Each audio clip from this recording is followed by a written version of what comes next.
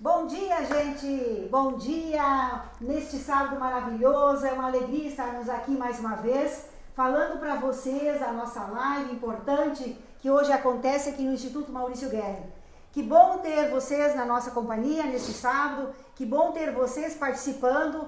Pedimos para que vocês compartilhem essa live, tirem as suas dúvidas, façam as suas perguntas ao doutor André, que hoje está aqui conosco, neurocirurgião de Paranavaí, vizinho nosso do condomínio, para nossa alegria também, doutor André.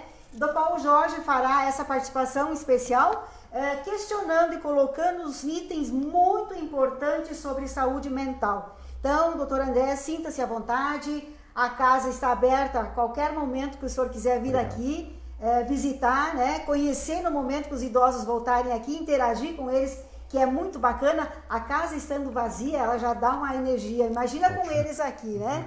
Então eu passo a palavra para o Jorge Roberto, né, para que faça sequência dessa live. Bom dia, Bea, bom dia, Juliano, nosso Louro José, que está ali atrás da câmera. Bom dia, doutor André, é um prazer enorme recebê-lo aqui. Bem, e eu sei que vocês estão com saudade de atividade física, mas semana que vem a Jane está aqui. Hoje a Jane não está na cidade, por isso que ela não está aqui. E a gente está aproveitando para fazer algumas lives sobre saúde. Nós tivemos aqui o doutor Adilson, que está fazendo especialização em geriatria. E hoje nós convidamos o doutor André Malheiros, neurocirurgião, por uma razão simples. Dia 10, domingo passado, foi o dia da saúde mental. E a Organização Mundial da Saúde preconiza que saúde é o estado de completo bem-estar físico, mental e social, e não somente a ausência de doença. A OMS diz ainda que 1 entre 4 pessoas será afetada por problemas de saúde mental ao longo da vida. Ano passado foi divulgado informações de que a busca por temas ligados à saúde mental explodiu. A procura por frases sobre autocuidado e descanso, por exemplo, quadruplicaram. Como a gente sabe que, pelo menos em tese, a saúde mental tende a aparecer no avanço da idade, o tema de hoje é de interesse de todos aqueles que frequentam o Centro de Convivência do Idoso, o CCI, que são pessoas acima de 60 anos.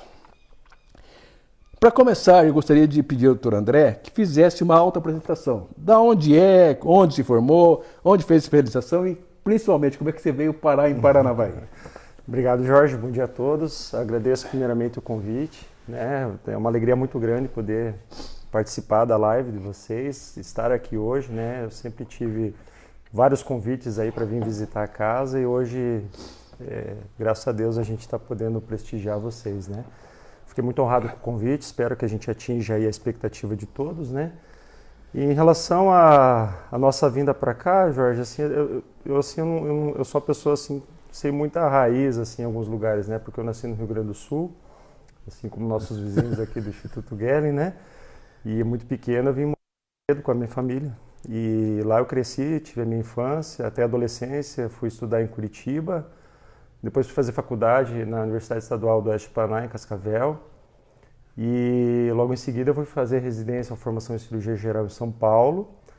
Na sequência eu fui para Curitiba, onde eu fui fazer especialização em neurocirurgia, onde eu conheci minha esposa, tive meus filhos e fiquei os últimos 15 anos. E numa fase da nossa vida que estava muito crítica em relação à questão familiar, a gente ponderou se não valeria a pena a gente mudar um pouco a estratégia de vida. Pelo vínculo que eu tenho com a Polícia Militar, né, que eu faço carreira na polícia, a gente pediu uma transferência para Maringá sem ter vínculo nenhum com a cidade, né, e sem conhecer ninguém. A gente começou do zero a nossa vida, focado na questão da família. E graças a Deus lá a gente recebeu uma proposta de trabalho aqui em Paranavaí, que a minha esposa conhecia o diretor do hospital, doutora Reis.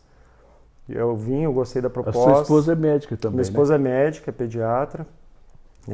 Inclusive é um excelente médico, viu? Eu queria ser 10% do médico que ela é e 1% da pessoa que ela é. E aí a gente adorou a cidade, logo em seguida, depois de 8 meses morando em Maringá, a gente mudou para Paranavaí e falo para vocês assim, que foi a melhor coisa que a gente fez na vida, né? Porque muitas pessoas elas têm a ideia de que estar lá na capital é melhor do que estar aqui no interior, quando na verdade cada um tem sua dinâmica, né?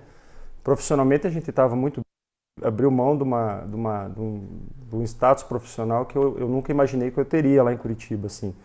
E aqui a gente está criando condições para alcançar essa mesma condição profissional, a gente está tendo todo o apoio do hospital, né, dos gestores. Então, isso sem falar da vida pessoal, né? No geral, a gente está muito feliz aqui. A busca de qualidade de vida te trouxe aqui para o interior. Claro, com certeza. Com certeza. E deu certo, né? Tá. Bom, é só para lembrar, então, reforçar um pouco, o André, doutor André, ele é também capitão da Polícia Militar. Ele é médico da Polícia Militar, capitão aqui em Maringá, que é o terceiro comando regional. Terceiro comando regional, tem toda a região noroeste. Que ele acabou vindo para cá e tal. E ele atende na Santa Casa, ele tinha consultório aqui onde o doutor Adilson, que esteve aqui há 15 dias, tinha ali perto da Sanepar, e agora ele está lá vindo para Parigô com o seu consultório e atendendo na Santa Casa. Quero aproveitar e dizer, a Santa Casa está se equipando para poder ter as cirurgias, até inclusive pelo SUS e tal, falta ainda alguns detalhes, mas tem um microscópio lá que foi adquirido recentemente, isso que é aí, uma nota preta, né? Não, nem falo, Jorge. Eu falo para as pessoas assim, eu pedi um carro simples com motor 1.0 com ar-condicionado, eles me deram um carro turbo super potente. Seria uma equiparação dessa, assim. Então, eu pedi uma coisa, eles vieram com um equipamento muito superior, assim. Então, a proposta que eu fiz para eles compraram a briga, né? Toparam e realmente agora a neurocirurgia, graças a Deus, virou uma realidade aqui na região. Que bom. Bom, a minha primeira pergunta, doutor, ela é meio conceitual. Qual a diferença entre doença, transtorno, distúrbio e doença mental? Ou é tudo a mesma coisa? A neurologia tem tratamentos fármacos e cirúrgicos para todos os males? Alguns desses males passam por outros profissionais, como psicólogos, psiquiatras, e há tratamento que exige uma equipe multidisciplinar? Então, Jorge, veja, é um assunto muito complexo, né? Sim. Por isso que desperta tanto interesse, assim. A gente tem muitos estudos, assim, focados em saúde mental, porque é uma área de interesse multidisciplinar, né? Você tem psiquiatra, neurologista, neurocirurgião, psicólogo, fonoaudiólogo, fisioterapeuta. Então, todo mundo estuda saúde mental. Agora, com a questão da pandemia, essa questão da ela aumentou a curiosidade, assim, porque dispararam os casos, né, de distúrbios, né? E a gente percebeu que isso aí foi muito secundário à questão de questões comportamentais, como a questão do isolamento, a questão da ansiedade, a questão do medo. Então, esses termos aí que você estava citando, assim, demência, transtorno, eles são todos sinônimos, né?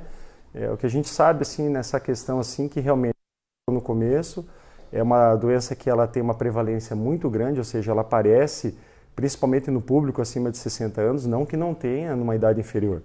Mas se você pegar proporcionalmente na população acima de 35 anos a 60, você vê 1% dessa faixa etária. Porém, acima de 60 anos, você já vê em torno de 7 a 8%. Na população acima de 85 anos é quase que um quarto, né? É quase 25%. Então, os transtornos mentais, assim, relacionados à parte demencial, eles são um espectro, né? Então, o próprio quadro demencial, ele muitas vezes ele não abre diretamente a demência, né? É muito comum o paciente procurar o médico, o psicólogo, essas coisas, primeiro com uma questão de memória. Então, a primeira queixa que a gente percebe, assim, que é a mais comum é memória, mas não que não tenha outras queixas, mas essa é a mais comum. E o medo de todo mundo, assim, que eu percebo, assim, que leva a pessoa a ir procurar ajuda médica, geralmente é por conta do Alzheimer, né? Mas quando o paciente vai com esse problema, até tranquilizo ele, porque se o dia que eu tiver Alzheimer, eu não vou ter medo, porque eu nem vou saber que eu vou ter, né? É ruim para a família, tá? É ruim para a família, é difícil, assim, porque muitas vezes a nossa latinidade faz com que a gente seja muito emotivo, né? Então você não aceita, de repente, a tua mãe, o teu pai não te reconhecer como filho, entendeu? É difícil chegar em casa, a pessoa te fala quem que é você, né?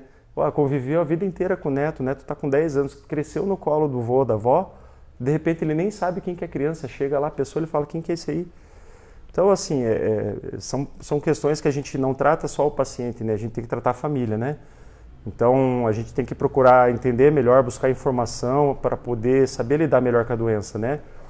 E aí você abordou um assunto muito interessante que eu achei, assim, que a questão de usa tratamento medicamentoso, não usa.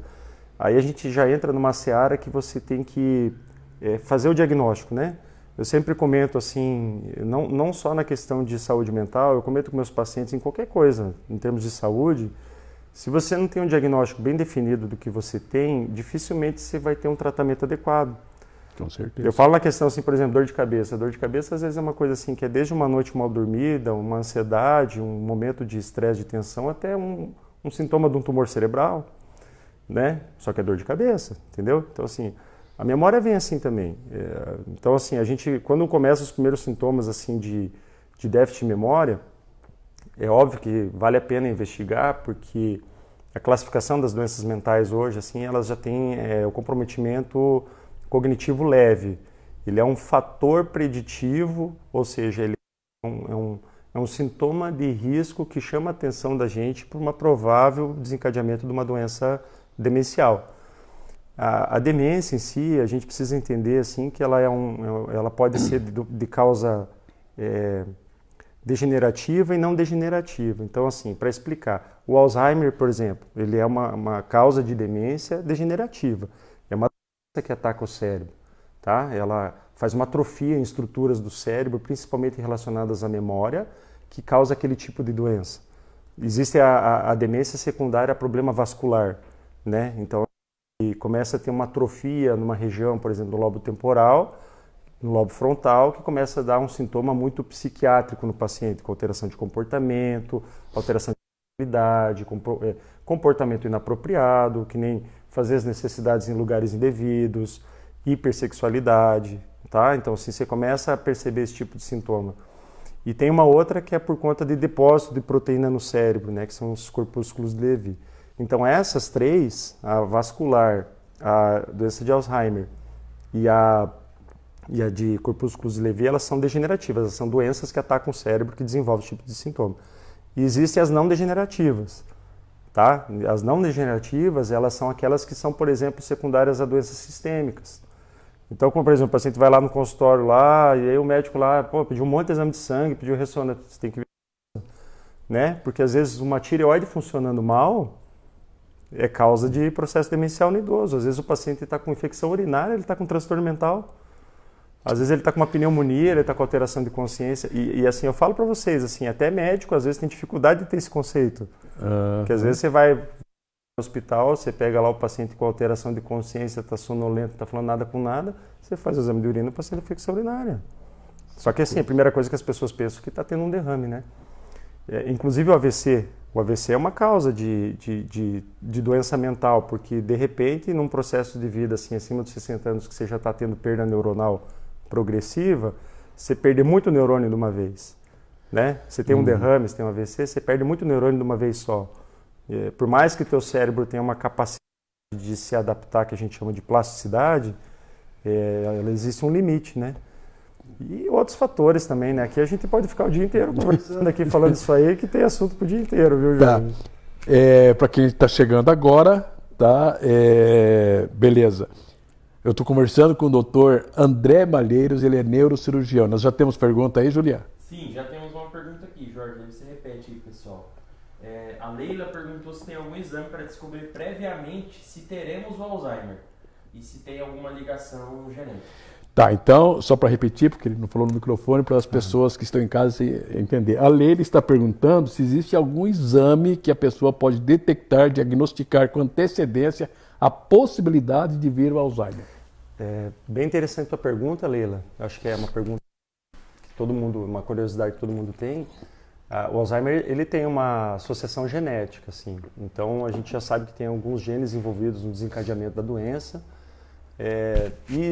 Assim, a questão assim de descobrir previamente o Alzheimer é muito difícil, assim, porque você não acaba encaminhando a pessoa para fazer um estudo de cariótipo, por exemplo, estudo citogenético, né? A gente utiliza algumas ferramentas, né? Porque o Alzheimer, você faz um diagnóstico dele, primeiramente você faz essa investigação laboratorial para ver se a pessoa não tem nenhuma doença sistêmica, então você tem que descartar se ela tem alguma alteração de tireoide, alguma doença infecciosa, né? Por exemplo, o HIV causa muito transtorno mental, né? Processo demencial. Então, assim, essa parte de exame laboratorial é importante. Outra coisa que a gente faz, que no Alzheimer é bem característico, é o exame de imagem, né? Então, o cérebro ele é muito afetado principalmente nas estruturas mais internas do lobo temporal, principalmente o hipocampo e a amígdala. Então, a ressonância, ela entra como um grande aliado, né, para a investigação.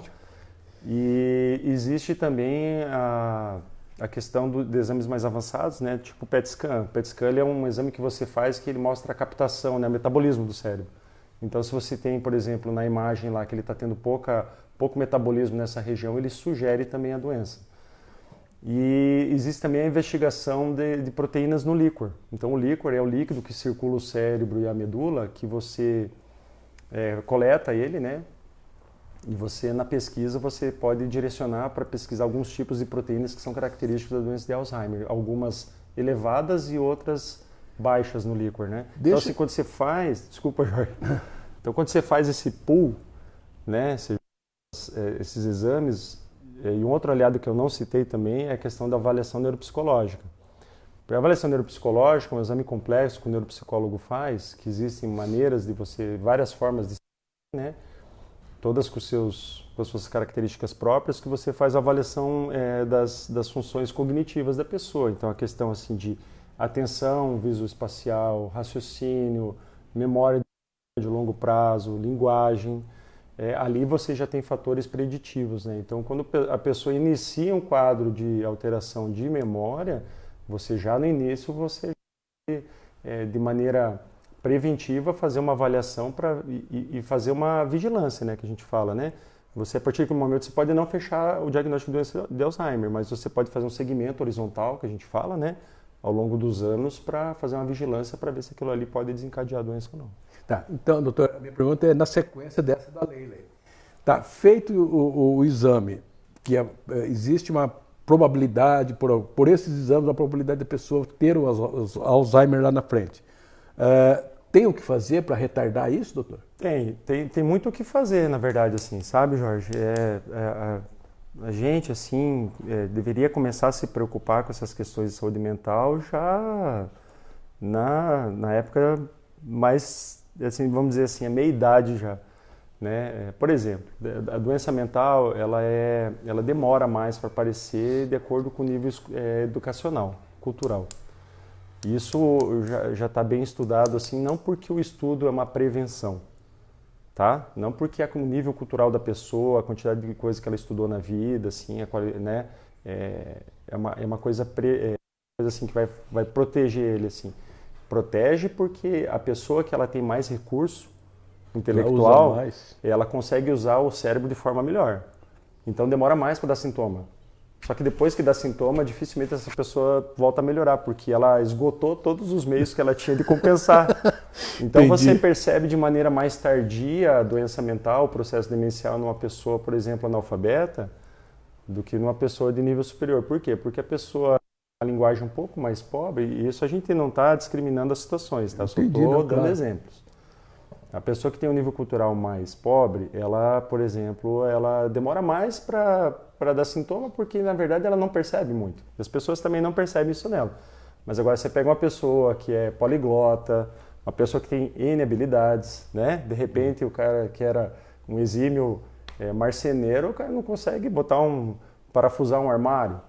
Pô, a família percebe na hora, né? Então, assim, uma pessoa e a pessoa também, né? Então, isso sim.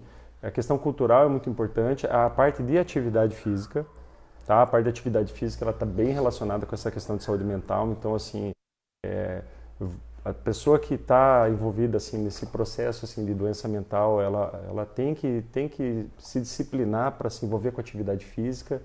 Já está bem esclarecido que não precisa ser nada extenuante, não precisa ser nada intenso, é rotina, sabe? A questão de saúde, né, por exemplo, doenças que nem diabetes, doenças que nem pressão alta, elas na meia-idade, assim, né, na faixa dos seus 30, 40, 50 anos, elas maltratadas, elas vão gerar consequências na saúde mental da pessoa lá na frente. E depois do estrago feito, né, Jorge, a gente só tem como fazer reparo secundário, né? Então, ó, veja, tratamento da diabetes está bem estabelecido. Diabetes não é novidade para ninguém.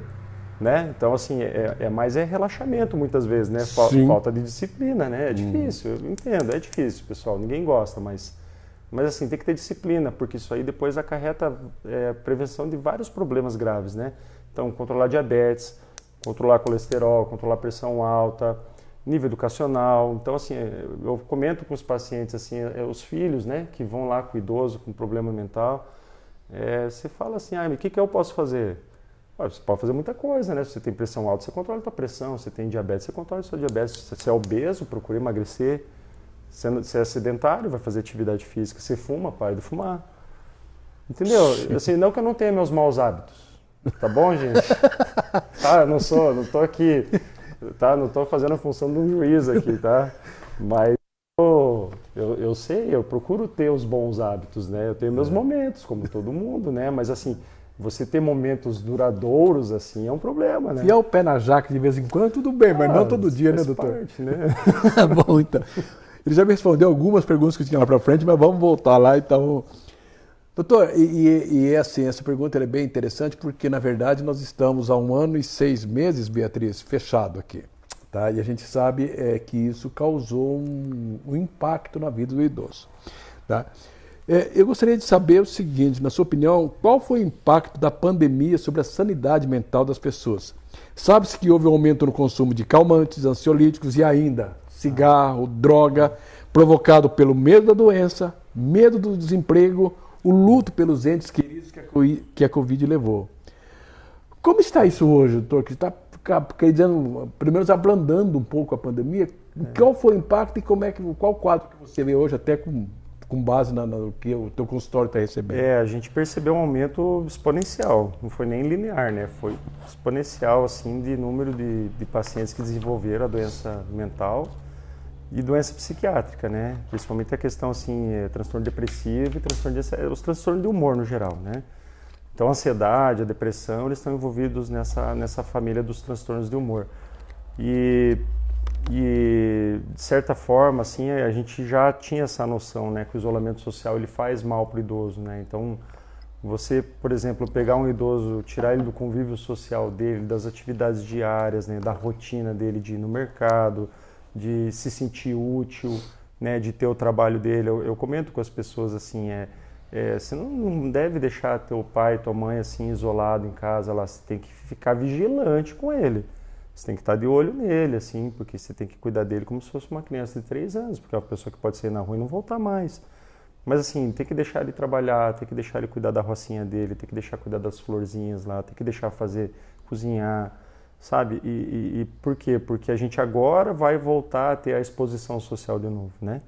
Aos poucos, de forma gradativa, as coisas estão melhorando, mas realmente, assim, Jorge, o que aconteceu na pandemia só reforçou uma coisa que a gente já sabia, que o isolamento social, em termos de saúde mental, ele é catastrófico. A questão de parar com a atividade física também está associada ao aumento desses índices. E essa automedicação com ansiolítico, calmante? A automedicação, ela nunca tem um desfecho. Sim, mas ela bom, também né? levou muita gente para o consultório, doutor? Levou, né? Porque geralmente a causa é outra, né? Porque assim, se você está com ansiedade, será que não é só fazer uma intervenção psicológica, assim, terapêutica, né? Será que não era só mudar um pouco da tua rotina do dia a dia? Será que não era só você se expor um pouquinho mais à questão de atividade física, mesmo em casa? Será que não era hora de mudar um pouco os hábitos, assim, de parar de ficar vendo muito noticiário? Porque a gente sabe que tem muitos canais de informação, assim, que eles são direcionados, né? Então, a gente tem dificuldade, às vezes, de filtrar o que recebe. E a pessoa que tem uma predisposição, ela acabou desencadeando o problema agora, né?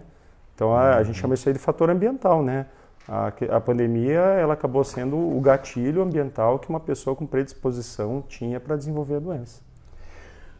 Com esse abrandamento dos casos, das mortes e tal, está melhorando? A pessoa está saindo um pouco dessa? Está melhorando, assim, vai melhorar mais, assim. A gente não pode perder a vigilância, né? A gente vê, assim, que é uma doença que veio para ficar, né? Assim como a gripe comum, a gente teve aquele surto lá da H1N1 há 10 anos atrás. Tanto que a gente toma vacina de maneira sazonal, todo ano, né? Eu acredito, assim, a gente acredita, né? A Sociedade Internacional, né, de Saúde acredita que é uma coisa que vai ser sazonal também. A gente vai tomar de maneira rotineira a vacina. Então, esse negacionismo da vacina aí, ele não é bem-vindo, sabe? Então, eu sei que todo mundo se apoia em coisas milagrosas, procura tomar medicamento por conta, mas os resultados são catastróficos, né? Doutor, mas no H1N1 ele teve uma vantagem que, primeiro, que isso era uma epidemia, não era uma pandemia, acho que não era mundial, né? E segundo, que o Tamiflu apareceu rápido, né? O Tamiflu foi bem, ele ajudou bastante, mas no final das contas quem resolveu foi a vacina. Ah, não, com certeza. Ele veio bem, mas Por exemplo, o Covid ele faz um quadro muito relacionado assim com a parte sanguínea, né? Ele faz muita trombose, né? Então é uma coisa difícil de lidar, porque se você anticoagula uma pessoa, você acaba expondo ela a outras doenças, né? Discrasia sanguínea e assim, o pessoal de maneira muito precoce estava já sobrecarregando o fígado com medicamento que nem se sabia se ia dar certo ou não. E daí na hora que desenvolveu a doença precisava estar com o fígado bom, não estava.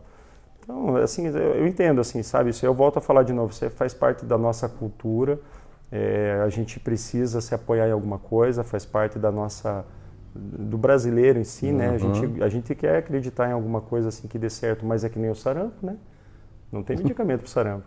O que resolveu o sarampo? Foi vacina. Com certeza. Doutor, 2 medos rondam as pessoas de mais idade, um infarto cardíaco e um AVC.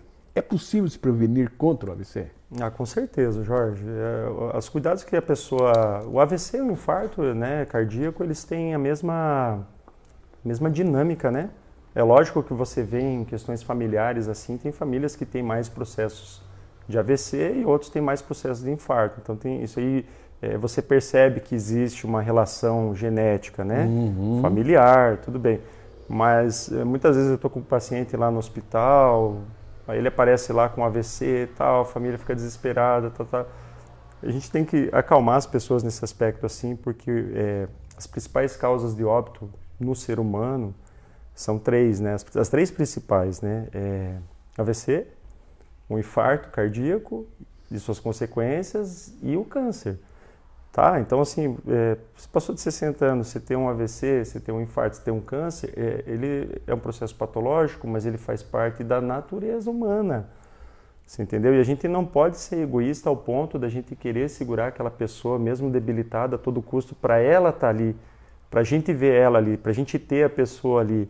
A gente tem que, talvez, assim, humanizar mais o tratamento com essas pessoas aí, porque passar por um infarto, passar por AVC é uma coisa muito difícil, passar por um tratamento de câncer é muito complexo, é muito sofrido, mas a gente tem que começar a ver isso aí de forma mais natural, sabe? Faz parte da nossa natureza, o envelhecimento, a gente está ficando com a população cada vez de mais idade, então a frequência dessas doenças ela vai aumentar. Agora, ter um AVC aos 60 anos eu acho muito precoce, tá?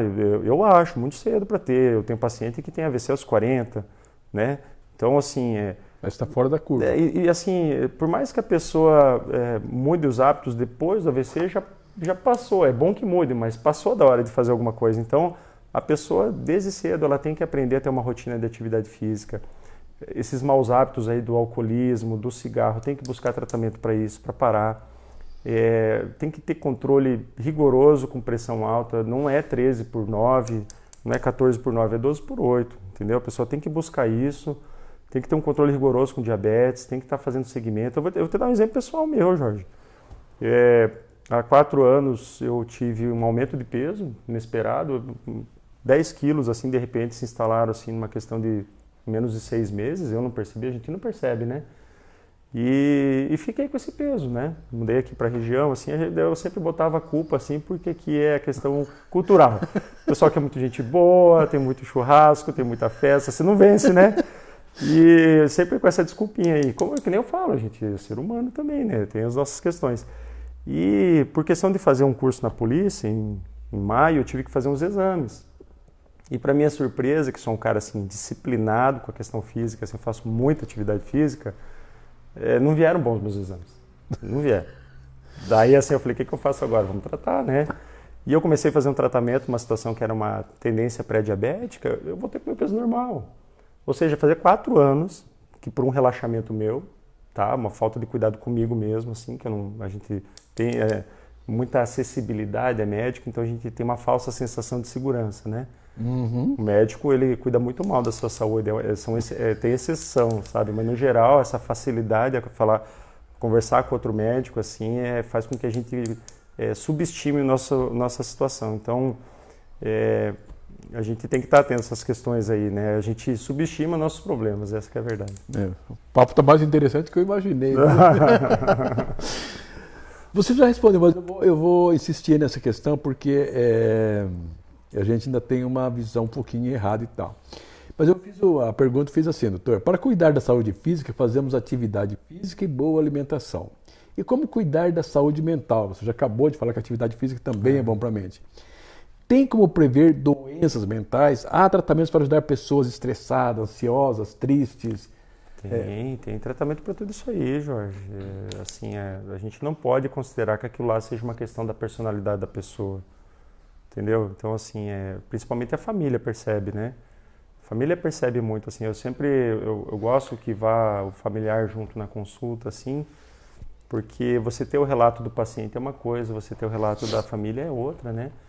E muitas vezes você tem que separar os dois, né? Porque às vezes o familiar fica constrangido de falar o que está acontecendo com o familiar, com o paciente, porque ele fica agressivo ali na hora, ele não aceita, né? Então é um processo de negação.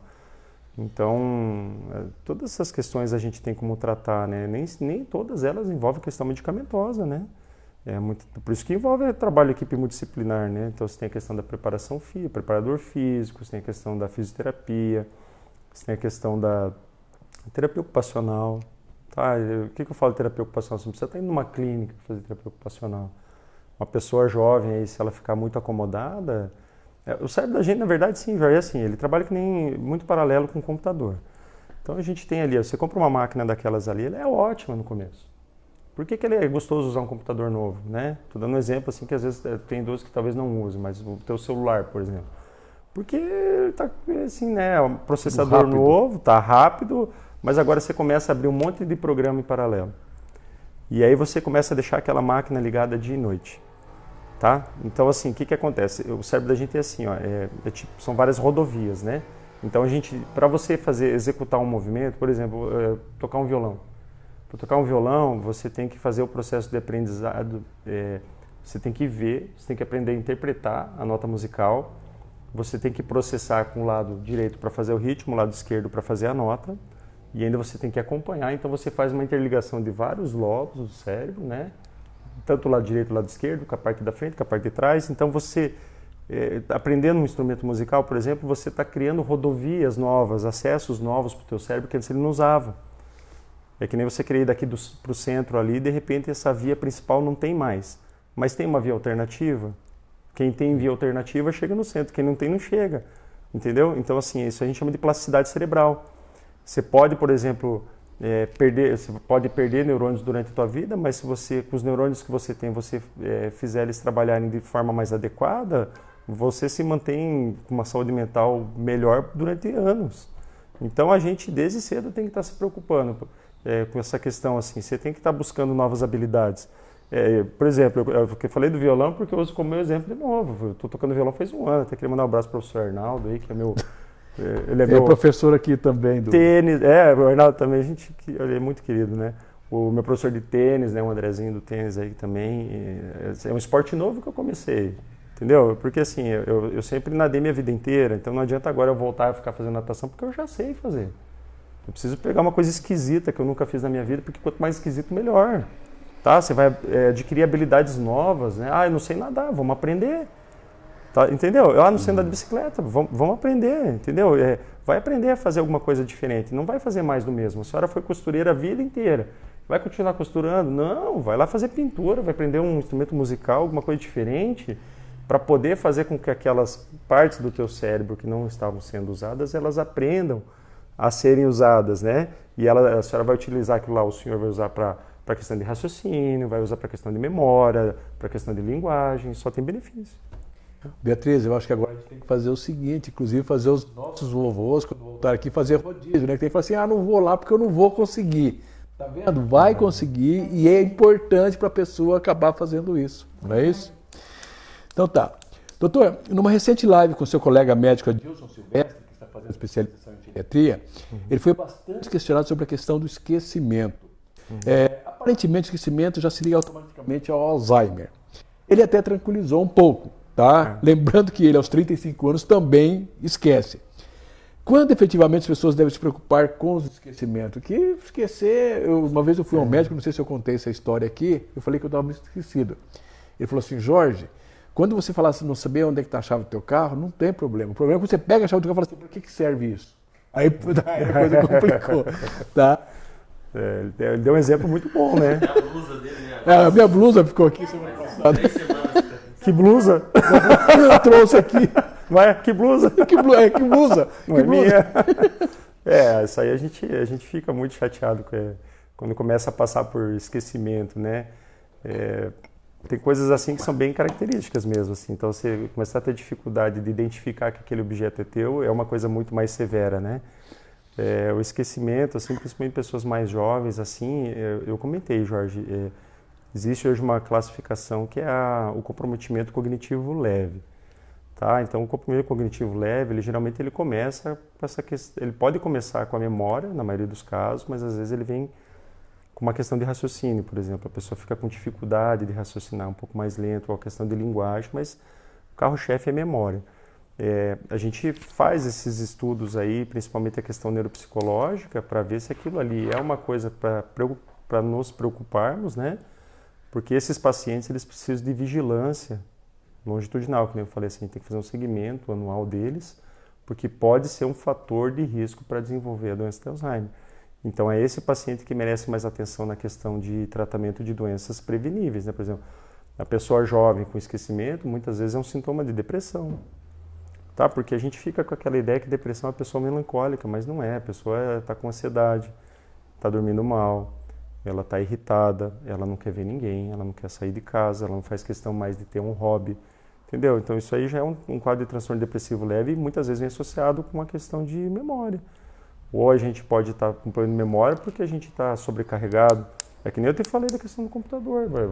Você começa a deixar a máquina ligada, com muito programa aberto. Então, por exemplo, ela é mãe, ela é esposa, ela é responsável por fazer todas as compras, pagar todas as contas, ela tem que estar indo resolver os problemas profissionais dela. Então, ela tem 3, 4 turnos e ainda resolveu fazer um curso à noite. Aonde que vai chegar isso aí? Como é que você acha que vai ter tanta capacidade assim de desenvolver tudo isso aí, né? Vai cobrar um preço uma hora.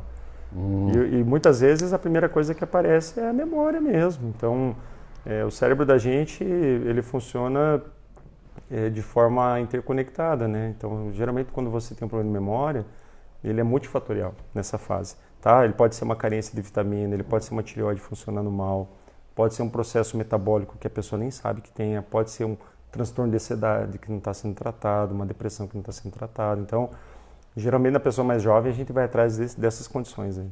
Tá, então o esquecimento eventual é um esquecimento normal, mas começou a persistir, é bom procurar um médico. Sim, com certeza, porque a persistência do problema ela pode ser já um fator assim, preditivo para uma doença mental. Tá.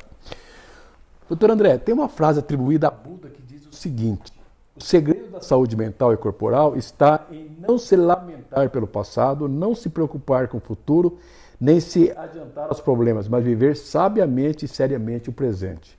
As pessoas têm mania de se preocupar com aquilo que não tem controle, passado e futuro. Isso realmente atinge a saúde mental? Eu me lembro que eu vi uma vez uma pesquisa francesa que as pessoas dedicavam 25%, aliás, 70% se lamentando do passado. Que eu não fiz, não deu certo, não sei o quê. 25% preocupado com o futuro e só 5% realmente com o teu dia a dia ali. Realmente essa preocupação com o futuro e passado, que ele não tem controle, nós não temos controle sobre isso, já aconteceu ou vai acontecer, acaba atingindo a saúde mental, doutor? Com certeza afeta, né, Jorge? Porque isso aí vem muito a desencadear problema de ansiedade, né? Questão comportamental. Então, que nem a gente fala, né? Isso aí é uma coisa de intervenção psicológica, sabe? Porque, assim, vem muito da característica, às vezes, da personalidade da pessoa. E a personalidade, depois que ela está moldada, principalmente ali pelos 7 anos, a gente só consegue lapidar ela, né? O psicólogo, a psicóloga, eles conseguem dar ferramentas para a gente lidar com uma situação nossa, né? Então, tem que começar a trabalhar melhor essa questão. É que a nossa sociedade, assim, ela é muito preconceituosa, machista, né? Então, isso inclusive ocorre com mulheres, né? As mulheres são machistas também, né? Sim. Elas têm um preconceito de mostrar fragilidade. O homem, principalmente, né? Então, é muito difícil para um homem falar que está passando por um processo psicológico, psiquiátrico, né? Então, a gente não... principalmente quem é arrimo de família, né? Então, isso basicamente é uma questão cultural, né? A gente vai ter que trabalhar muito isso aí no passar da nossa vida, mas quanto antes a gente aceitar a ajuda, melhor, né? Começa tudo aceitando o problema, né? Então, se vem um familiar teu e fala, você não tá legal, você tá diferente, o que tá acontecendo? Aí vem um amigo e fala a mesma coisa. Aí vem outra pessoa, a terceira você ainda não deu ouvido e não foi atrás. Então, a maioria dessas coisas, elas têm tratamento e você não precisa tomar medicamento na maioria delas, né? Às vezes é uma questão de mudar comportamento, atitude, rotina. Doutor, mas é muito comum, às vezes a pessoa fala assim, fulano, você é ansioso, tá? Ele fala assim, mas eu não consigo mudar, eu sei que eu sou ansioso, eu tenho um sobrinho que ele é ansioso. Ele fala assim, tio, tô melhorando, hein? Eu falei, como assim? Agora eu fiquei assim, quando minha mulher estava grávida, ele, né, tá com o segundo filho agora, ele ficava desesperado, ele espirrava, ele já pegava, queria ir pro médico e tal, não sei o quê. E ele fala, eu não consigo, eu consigo melhorar, mas tirar a minha ansiedade, ele falou, toda a minha... Dá pra ser uma pessoa mudar, doutor? A gente fala ali que aquilo ali é um leão enjaulado, né? A pessoa vai ser assim, a personalidade dela, né? Mas às vezes a questão fica patológica, né? Eu tenho amigos também, assim, que você sai com ele para ficar um final de semana de folga, assim, você vai ficar no hotel, você vai relaxar um pouquinho, você vai visitar, você vai na chácara do teu amigo. Pô, o cara tá lá, tá com 2 filhos, família é coisa mais linda, mas o cara tá com 3, 4 celulares falando lá ao mesmo tempo, entendeu? Né? Então, você vê, você tá em casa às vezes, reparem vocês no dia a dia de vocês, assim, às vezes você tá na reunião de família, tá você com o teu companheiro, com a tua companheira, você ficou o dia inteiro fora, de repente a pessoa tá ali falando com 30 pessoas, mas não tá conversando contigo. Tá? Então, assim, a gente tem que filtrar muito essa questão, assim, do que a gente recebe, né? O celular, o WhatsApp, a internet, essas coisas, elas melhoraram muito a nossa vida, elas vieram para ficar e elas vão melhorar cada vez mais. Mas a gente tem que saber filtrar as coisas, tá? A gente deixou muita coisa, assim, que era própria do ser humano, assim, né? Como, por exemplo, a gente passeou aqui pelo Instituto, a gente foi ali atrás, a gente está falando de contemplação, né? Quem que tem tempo para ter contemplação? A gente só parece que vive só trabalhando e depois na hora que você vai precisar descansar, você está sem saúde mental para descansar? Minha mãe é uma pessoa ansiosa, né? Minha mãe é uma pessoa muito ansiosa, nossa, e tadinha. A vida fez ela ficar daquele jeito lá, só que assim, tem que controlar os excessos, né? Então eu vejo assim que ela tem um sofrimento para a pessoa que tem ansiedade, ela tem dificuldade, ela não aprendeu a descansar. Esses dias um amigo médico meu falou, minha mãe não sabe descansar, minha mãe não sabe sentar aqui com a gente e conversar um pouco depois do almoço. Ela tem que estar fazendo alguma coisa, você entendeu? Então assim, é uma coisa que você tem que aprender também. Você tem que, por exemplo, você trabalha demais, você numa terça-feira à tarde, você fica desconfortável de ter uma folga. Você se sente uma pessoa muito... vergonha de estar folgado. Vergonha de estar de bermuda e chinelo e ali no mercado comprar alguma coisa de alguém te ver daquele jeito lá. Entendeu? Então, veja como passo por questões culturais, né?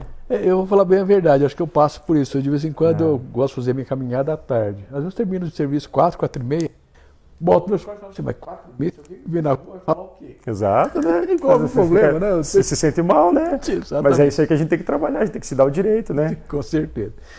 Doutor, outra frase, esta atribuída ao psicólogo Adam Grant. Depressão é uma condição médica. Precisamos criar um mundo em que as pessoas se sintam à vontade em procurar cuidar de suas mentes, assim como dos seus corpos. A depressão e outros problemas mentais ainda é cercado de muito preconceito? Com certeza, né? Quem que não tem, né? Eu vejo meus pacientes, eles chegam no consultório constrangidos, né? Eu falo para eles assim, tem 2 tipos de especialistas que ninguém gosta de ir, que é neuro e psiquiatra, né? Não é à toa, porque a gente tem preconceito, né? Você não gosta de ir. E a gente fica com aquele estigma, assim, de que a gente é médico de louco, né? Então, você vê como é que é. Então, assim, primeiro a gente tem que tentar acabar com isso aí, né? Faz parte do processo do ser humano, assim, essa questão comportamental da negação da doença, né? Do problema. Não digo nem doença, mas digo do problema, vamos dizer assim. Então, tem que começar a aceitar melhor, tem que ter um pouco mais de paciência com a família, ouvir o que as pessoas próximas têm a falar da gente, parar com essa questão do negacionismo, né? Porque, assim, a única pessoa que é prejudicada é o próprio paciente, né? Principalmente, né? Então... O doutor Adilson disse o seguinte, ele falou assim, olha, as pessoas atribuem o geriatra a cuidar de doença de idoso. E, na verdade, o geriatra é para cuidar da saúde, para a pessoa chegar na terceira idade, ter saúde e tal, não sei o quê. Isso se aplica também na questão da saúde mental, doutor? De repente ir para evitar um Alzheimer, de repente evitar a loucura que eles... Né? Mas com certeza se aplica, sim, porque a gente...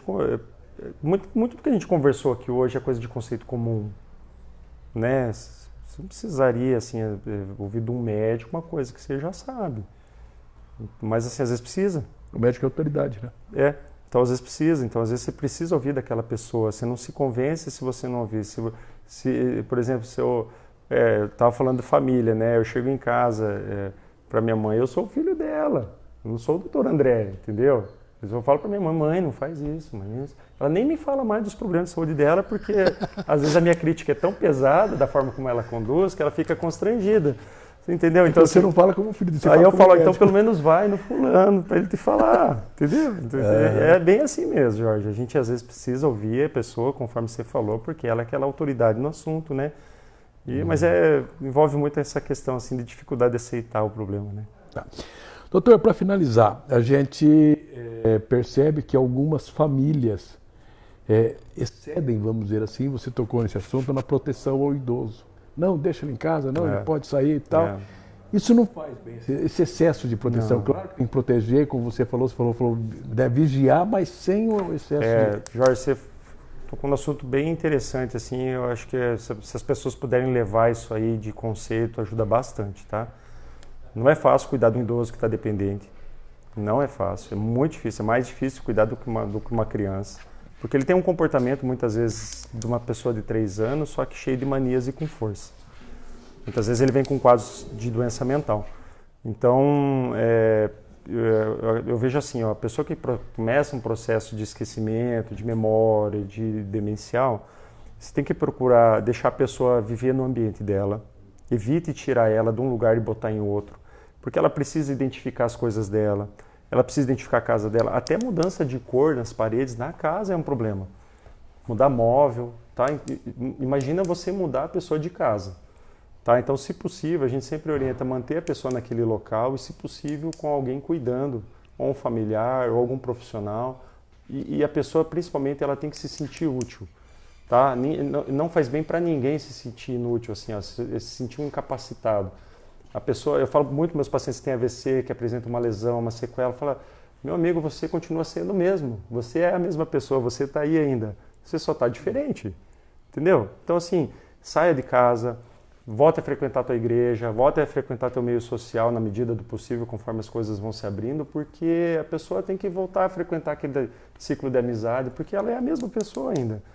Agora a pessoa ficar enclausurada, ficar fechada, ela não faz bem para ninguém, ela até saindo do local dela, a pessoa vendo, nossa, ele teve AVC, estava de cama, está aqui na igreja, ó. Ela encoraja outra pessoa aí também. Ela vira um exemplo, entendeu? Né? Não tem... Eu quero te falar uma coisa, a gente visitou aqui muito rapidamente o CCI, mas ali onde nós estávamos, perto da piscina, ali tinha um banco e tinha uma caixa. Era caixa de achados e perdidos ali. E às vezes esqueciam um bengala. Você veja só, a pessoa tinha, olha só, doutor, ela tinha uma insegurança e talvez até uma necessidade de ter aquele apoio e tal, e ela vai melhorando. Esquece. E acaba esquecendo, correndo a segurança. Então, esse de convivência, né, e que o Maurício fundou e tal, a gente tem assim, muito orgulho dele aqui, e você viu hoje aqui, que assim, a gente vê que está contribuindo muito com a saúde mental desses idosos. Por isso que eu acho que o teu tema hoje foi bastante importante. Eu agradeço, tá, Jorge? Assim, eu quero deixar o nosso trabalho à disposição de vocês. Fiquei muito feliz de estar aqui hoje. Achei sensacional. Estava falando para a Beatriz e para o Maurício, para você mesmo, assim, que eu sempre imaginei esse local muito bem estruturado, mas você precisa ver que ele é muito mais do que aquilo que você imagina. Por mais que você imagine ser muito bacana, muito bonito, muito bem estruturado, ele é mais do que ele realmente, a imagem que representa aí fora, assim. Então, projeto altruísta, que venham mais institutos Maurício Gelling por aí, né, que isso aqui encoraja as pessoas a desenvolverem outros projetos. E quero dizer a todos aí que foi um prazer estar aqui. Se precisar, podem contar comigo. Tá bom, eu agradeço. E antes de encerrar, eu quero convidar o Maurício Gelling para fazer aqui uma entrega de uma lembrança. Deixa eu tirar o meu microfone aqui para deixar mais perto do Maurício. Só deixar perto. Pode deixar, Jorjão. Ei, coisa boa. Doutor Maurício, André. Obrigado, meu querido. amigo. Eu é que te agradeço. Obrigado pelo convite, essa viu? live maravilhosa. Parabéns pelo teu trabalho. Ficamos aqui, muito né, com a tua felizes de família. poder entregar essa lembrança para você, Aham. para você ouvir aqui um pouco da história que tem do Que Maurício. bacana. E é Esse é do teu trajeto lá, né? do meu caminho e que foi a fonte inspiradora Tá. para tudo isso que você Que bonito, vivenciou aqui hoje. Você possa estar guardando aí, né, de recordação do seu amigo Maurício. Fico muito feliz, viu, Maurício? E é uma forma de gratidão. A Bia também quer te entregar Ai, que uma bonito, lembrancinha. Bia. Sério. Confeccionado aqui no Instituto. Ah, Você obrigado. possa compartilhar com a família. Não, com certeza. Eu me inspiro muito em vocês, viu? Vocês são pessoas muito altruístas, assim, e foi uma satisfação muito grande, assim, eu tenho o orgulho e o prazer de ter vocês aí como amigos e como vizinhos, né? Eu até brinco com eles que eu acerto o meu relógio com a caminhada deles, viu? Eu não preciso olhar no relógio para saber que hora que é só ver eles passando na frente de casa lá, né? Então, obrigado, pessoal, pelo convite. agradecemos. Parabéns pelo trabalho de vocês e sempre que vocês precisarem de mim aí, conta comigo. Né? Imagina. Nós aqui que ficamos agradecemos. felizes. Um abraço a todos e até o próximo sábado. Semana Valeu, que vem pessoal. a Jane está aí com atividade física. Bom final de semana.